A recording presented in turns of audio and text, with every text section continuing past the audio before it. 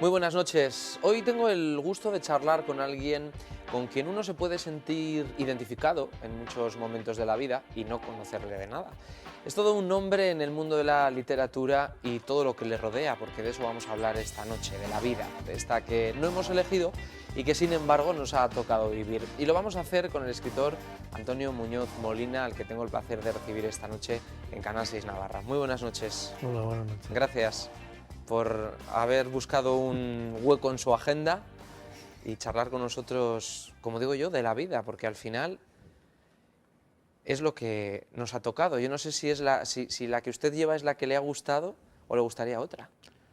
Bueno, yo creo que uno tiene que ser consciente de que la vida está hecha de esas dos partes, ¿no? Lo que llamamos la mezcla de carácter y destino, ¿no? Hay una serie de cosas que evidentemente no eliges, ¿no?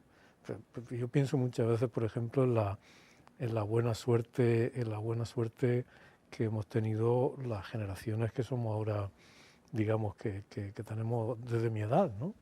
En adelante. Imagine la que tú, en vez de nacer como yo nací en 1956, hubiera nacido 20 años antes, en 1936, ¿no? Es decir, una parte de la vida de uno depende tanto de circunstancias externas, del azar, ¿no? Imagínate que tienes la mala suerte de tener 20 años en 1936 o en 1939 en Polonia, ¿no? No Ya. por caso, ¿no?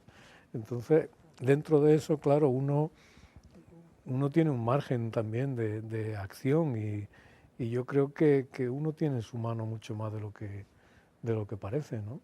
Ujú. Pero creo que es importante ser consciente de las dos cosas, ¿no? Y claro, hablando ahora de generaciones, me viene a la cabeza el preguntarle por la generación, pues la más joven de ahora, la generación que ya tiene esa etiqueta, la del 15M. ¿Entiende las reivindicaciones? Bueno, esa generación para mí es muy cercana porque es la generación de mis hijos, ¿no? Entonces la conozco bastante bien, ¿no? Yo entiendo, en estos movimientos hay muchas cosas mezcladas de todo, ¿no? Y yo recuerdo que cuando volví a España, pues yo estaba en esa época, estaba fuera de España, ¿no? Cuando volví a España en junio de este año, me hablaba con personas que iban, pues dos hijos míos en dos sitios distintos estaban participando Ujú. en esos movimientos, ¿no? Y yo lo que les decía es que uno tenía que esforzarse por tener reivindicaciones prácticas, ¿no? Por vindicar y por defender cosas concretas y también por saber que hay cosas que hay que cambiar, pero también hay que saber que hay cosas que hay que conservar, ¿no? Es decir, que nosotros, por ejemplo, en España, para mí hay una cosa fundamental que hay que conservar y en ese sentido me defino como conservador, en el sentido, y ahora explico el significado de la palabra conservador. Hay que conservar la democracia y conservar el estado de bienestar, la educación pública y la sanidad pública y la igualdad ante la ley, ¿no? Y el imperio de la ley, eso hay que conservarlo. Eso es muy importante conservarlo porque da la casualidad que eso no es natural. Y las personas de mi generación sabemos que eso se puede no tener. Cuando yo en mi adolescencia, en la edad, casi en la edad en que esta gente está con estas reivindicaciones, yo lo que reivindicaba era la democracia, ¿no? Y quiero decir que son cosas que es muy importante saber que vale la pena tener porque ha habido una época en que no las teníamos, la mayor parte del mundo carece de ellas y son muy frágiles y se pueden perder, ¿no? Ujú. Porque ahora vemos que cuando se habla de recortes en la economía y todo eso, inmediatamente son recortes sociales, ¿no? Entonces es muy importante saber que, tan importante como saber lo que uno quiere cambiar, es saber lo que uno quiere conservar. También queremos conservar un aire que esté limpio y queremos conservar bosques y queremos, ¿no? Ya. Es decir, que muchas veces ser partidario de la justicia también es querer ser partidario de conservar ciertas cosas, ¿no? Pero una cosa, insisto, que para mí es muy importante es el ser práctico. Yo el ejemplo que les ponía a esta gente en las conversaciones era el ejemplo del movimiento de los derechos civiles en Estados Unidos, ¿no? Ujú. Cuando empezó en los años 50. Fue un movimiento muy práctico, muy militante, pero al mismo tiempo muy práctico. Es decir, ¿qué reivindicaban? Pues reivindicaban, por ejemplo, para mí uno de los grandes momentos de la historia del siglo XX es cuando Rosa Parks está en ese autobús en el sur de Estados Unidos, ¿no? Y decide que no se quiere levantar del asiento porque no va a ir a la parte de atrás del autobús, que es donde le toca ir a los negros, ¿no? Es decir, el modo en que el movimiento de los derechos civiles, liderado por Martin Luther King, el modo en que ese movimiento se planteó conquistas concretas, ¿no? Conquistas concretas mediante medios absolutamente pacíficos, me sigue pareciendo un modelo extraordinario de cambio social. ¿Y es nuestro país también, por el transcurso de los acontecimientos de la historia más reciente, un país en el que ahora dicen las encuestas que probablemente haya un cambio de ciclo políticamente hablando, que pueda llegar el Partido Popular, con la tijera? Lo hemos visto en Castilla-La Mancha y lo hemos visto en tantas y tantas comunidades autónomas, también Navarra. ¿Los recortes son necesarios ahora independientemente del color político? Hombre, yo creo que la mayor parte de las cosas fundamentales para nuestro país son cosas que están por encima del debate político partidista, ¿no?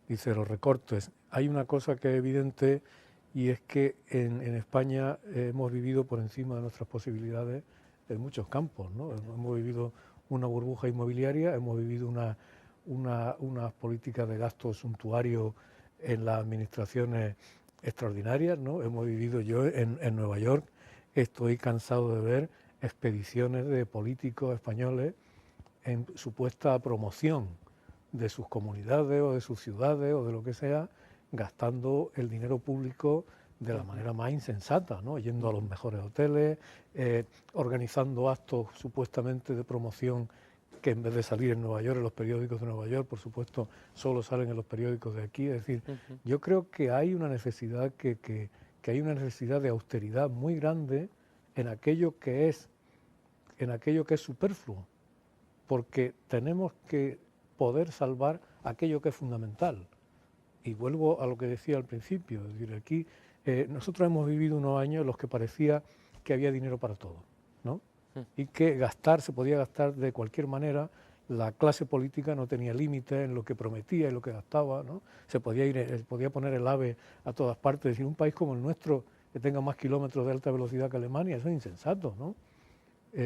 Ha habido esa especie de festín tonto, ¿no? Y ahora tenemos que saber que hay cosas que son fundamentales y que hay que defenderlas a muerte, ¿no?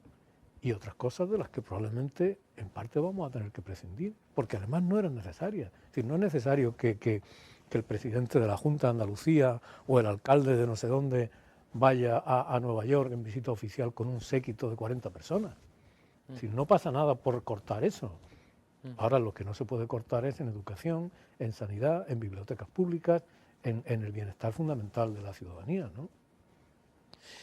¿Tienen los escritores algo de psicólogos, algo de sociólogos? ¿Hay que tener alguna sensibilidad en concreto? Bueno, yo creo que el escritor tiene que tener una sensibilidad muy afilada para la observación del mundo, ¿no? El curso que yo he dado aquí en Pamplona, el eje del curso era el ejercicio de la mirada, ¿no? El ejercicio de la atención, con respecto al arte, ¿no? Entonces el escritor tiene que fijarse en todo, en cómo habla la gente, en cómo se siente uno por dentro, ¿no? En cómo es la superficie de su tiempo, ¿no? Esa es una tarea, porque el escritor se alimenta de eso, ¿no? Y entonces, efectivamente, resulta que uno lee, por ejemplo, lee una novela por ejemplo, de Galdós, ¿no? O de Tolstoy. Dices, ¿dónde hay mejor sociología de la época en la que han vivido estos escritores, ¿no? O lees Madame Bovary, o lees una novela de Jane Austen, dice, ¿dónde hay mejor ejercicio de penetración psicológica, ¿no? Es así, ¿no? El escritor tiene que mirar por debajo, tiene que fijarse en cómo son las apariencias y tiene que mirar también por debajo de las apariencias. Antonio, ¿la historia más reciente de España para qué tipo de literatura da? Es una historia que está bien para la literatura por una razón, porque nosotros en España hemos vivido en 40 años, hemos vivido cambios radicales. ¿no? Hemos vivido, es decir, una persona de mi generación, por ejemplo, yo cuando era niño, yo he visto y he trabajado en el campo con mi padre, con mis abuelos, y se segaba con hoz, y se cavaba con una azada, ¿no? Y yo ahora trabajo con una computadora y tengo una conexión wifi que me permite estar en contacto con el mundo continuamente en cualquier sitio, ¿no? Es decir, y eso ha ocurrido en el curso de una sola vida, que es la mía, ¿no? Entonces, yo nací en una dictadura y en una democracia. Esos cambios tan rápidos y tan profundos y tan caóticos muchas veces son muy buenos para la literatura, porque la literatura la literatura se le da muy bien contar cómo eran las cosas antes y cómo son las cosas después, ¿no? El tránsito de las cosas. Y yo a veces cuando voy fuera de España, lo que me dicen, me dicen en Francia, por ejemplo, en Alemania, dice, es que ustedes, los españoles, tienen muchas cosas que contar, parece que tienen muchas cosas que contar, ¿no?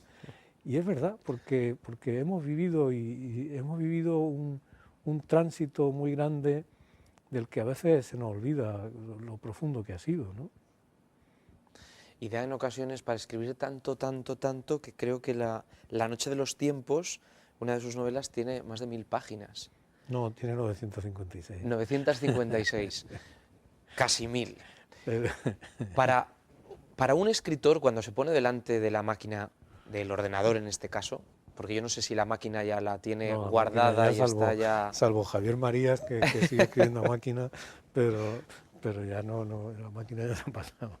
Uno cuando se pone delante de los textos y los relee y cambia aquí y allá, no sé si se hacen muchas modificaciones en ese periodo tan largo de escribir una novela, ¿en qué piensa realmente cuando la termina?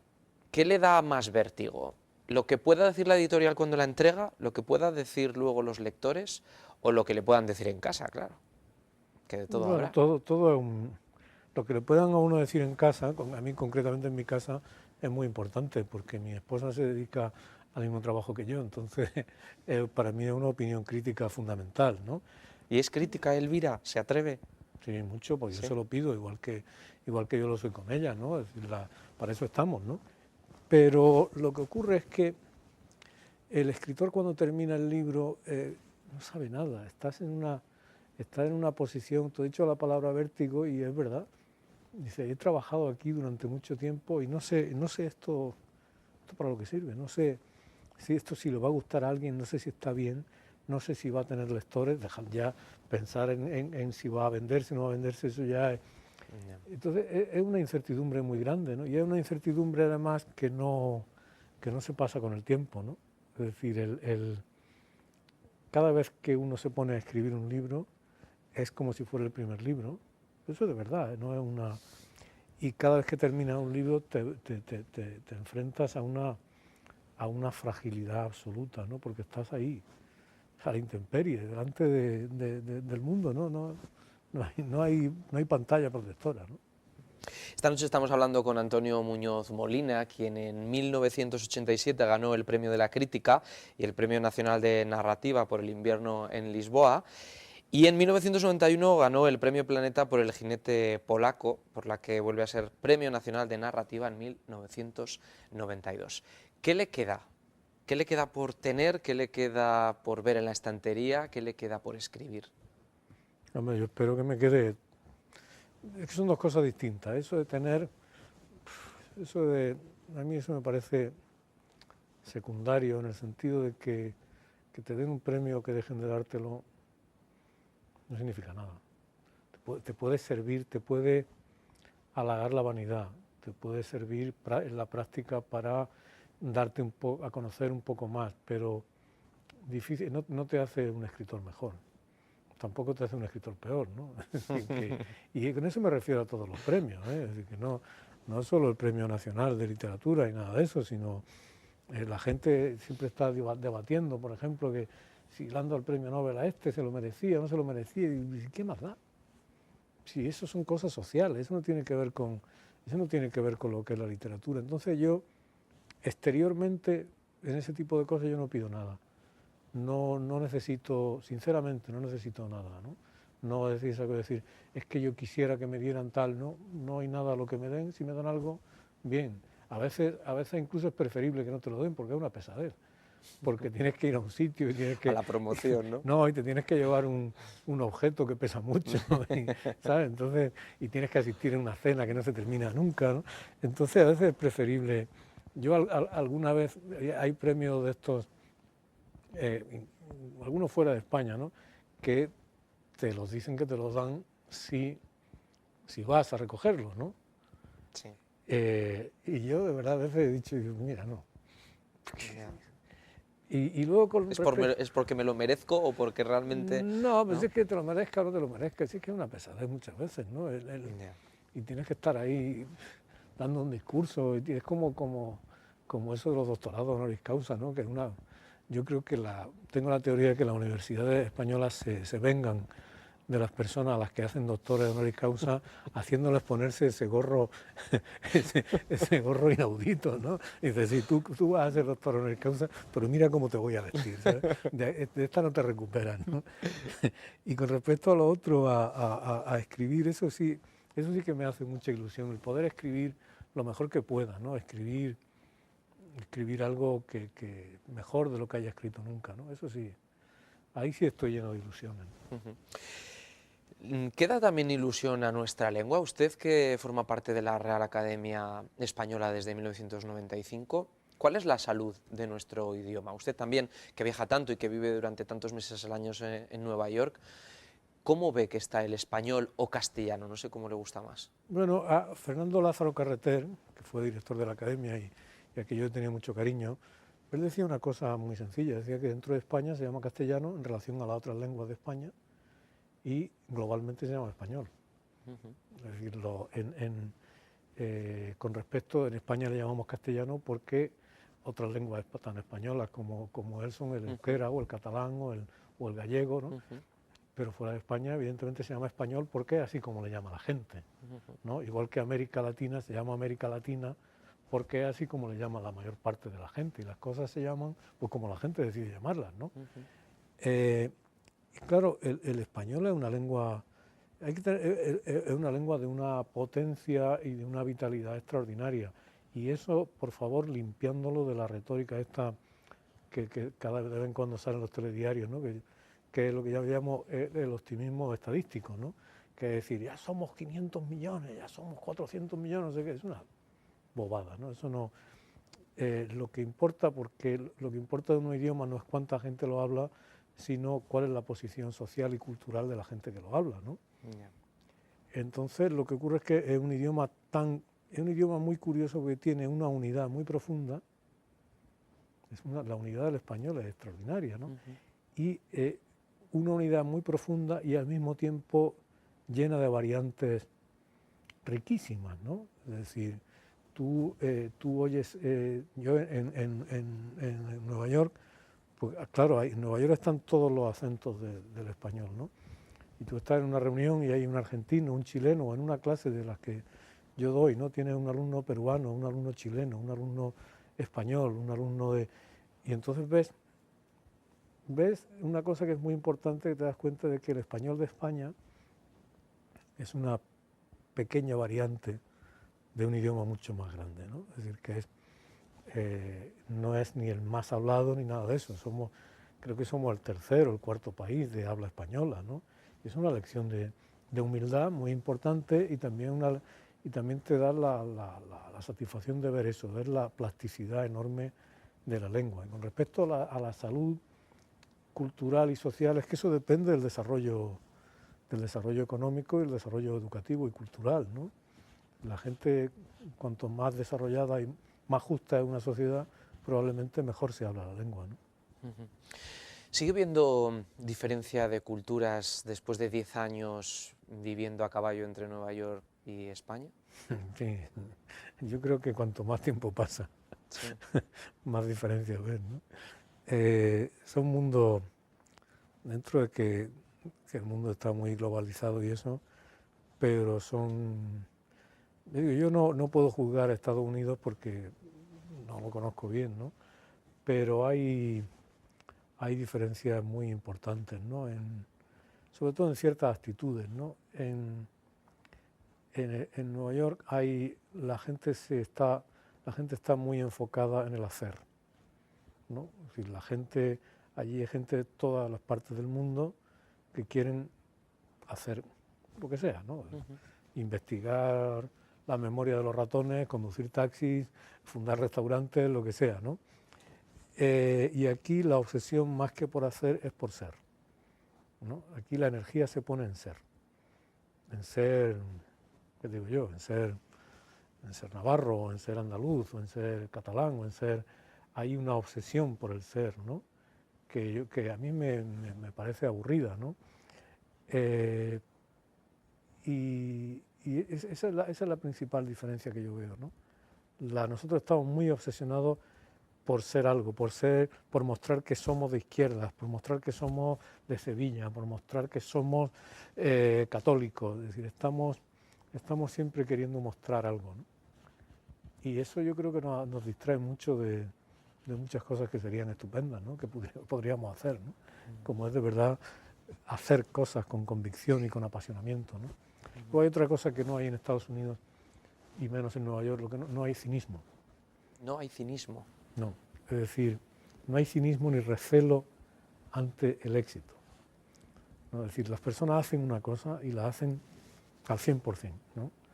No la hacen con desgana o con, ¿sabes? Eso a mí es una cosa que me ha enseñado mucho. Y eso es porque entiendo que somos aquí demasiado listos. de eso somos un poco deporte, ¿no? Aquí mostrar entusiasmo, por ejemplo, mostrar entusiasmo intelectual no es algo que esté bien visto, ¿no? Tienes que parece que eso te pone por debajo, ¿no? Te hace un poco tonto. A mí esa capacidad de entusiasmo abierto, sin cinismo, esa capacidad de ser uno, de mostrar uno sus convicciones sin necesidad de justificarse ante los demás, eso me parece muy admirable, ¿no? Bueno, se ha celebrado ahora los aniversarios, el 10º aniversario de los atentados de las Torres Gemelas. Usted estaba allí con Elvira Lindo, con su mujer, a quien, por cierto, también me encantaría conocer, francamente. Si a ver si organizamos algo aquí en Navarra le paso un mensaje y la traemos. ¿Cómo vivió aquella jornada? ¿Dónde se encontraba? Viví de una manera muy rara porque, claro, ahí se ven las imágenes estas y visto en televisión parece que eso era todo lo que había en Nueva York, ¿no? Pero fuera de esa zona es curioso contarlo y raro contarlo, pero la vida seguía con bastante normalidad, no como si tal cosa, ¿no? Había, se ve claro, pero esto es la punta de abajo de la isla, ¿no? En la foto que había antes, que estaba tomada desde Brooklyn, se veía el humo ir hacia Brooklyn, que hacia el este, ¿no? Entonces el viento llevaba, ¿no? Ahí se ve, ¿no? La dirección. Entonces yo estaba en la parte alta de la isla, ¿no? Y ahí no llegaba, ni había humo, ni había nada, ¿no? Entonces lo que había era un silencio muy raro, porque no había tráfico, porque había mucha gente andando por la calle en silencio. Es decir, que hombre, aquella tarde o al día siguiente ya intentamos acercarnos más abajo y ya era distinto, ¿no? Pero lo extraño era estar allí y enterarse de todo por la televisión y salir a la calle y que parecía que no ocurriera nada. ¿Y sintieron miedo en algún momento de estar allí? Yo lo que sentía era la sensación de la incertidumbre, es decir, que es una cosa que la mente humana no sabe llevar bien, ¿no? Que es la sensación de no saber qué va a pasar a continuación. Es decir, que nadie sabía nada. Nadie sabía si iba a haber más aviones por ahí, decían que había... entonces era la sensación de que de pronto la vida normal se había interrumpido. Eso es rarísimo. Eso es rarísimo y la mente humana no lo quiere aceptar. No lo quiere aceptar porque necesitamos seguridad, ¿no? No queremos aceptarlo, ¿no? Porque uno se decía, bueno, ¿qué hacemos? ¿Nos vamos de aquí? Dice, ¿nos vamos de aquí? ¿Te montas en un avión? ¿No? Te queda, ¿qué hacer? De pronto te dabas cuenta de que estaba en una isla unida al mundo exterior por unos cuantos puentes y por unos túneles, ¿no? De pronto te dabas cuenta de que, ¿y si le daba al grifo y no salía el agua, ¿no? ¿Y si se iba la luz? Es decir, todas las cosas que damos por supuestas, ¿no? Ahora mismo estamos dando por supuestas muchísimas cosas, ¿no? Todas esas cosas de pronto quedaron en suspenso. Era tan increíble, que era increíble, es decir, que uno no podía ser consciente de la escala de lo que estaba sucediendo, ¿no? Pues habrá que aprender de todo esto, ¿no? Es muy difícil aprender, es muy difícil, ¿no? Pero es muy difícil por eso, porque es que la mente humana, ya digo, yo creo que es muy limitada, ¿no? 10 años después ver estas imágenes, ¿le parece increíble? ¿O Sí. que esta imagen que estamos viendo ahora sea real? Sí, sí. Recuerdo, me impresiona mucho, porque claro, reconozco cada uno de los sitios, ¿no? Eso que se ve ahí es Broadway, ¿no? Ese edificio es el edificio Woolworth. Claro, es que yo he paseado y paseo por esas calles y voy a sitios. Allí en ese edificio que hay al lado del Woolworth vivía un amigo mío. Es decir, que el impacto no se acaba nunca, ¿no? Muy bien, Antonio, pues muchísimas gracias por habernos dedicado este rato de charla. Ha sido muy interesante escucharle, de verdad. Muchas gracias a usted. Muchas gracias. Antonio Muñoz Molina, nuestro invitado en el Cara a Cara de esta noche. Les esperamos la semana que viene. Muy buenas noches a todos.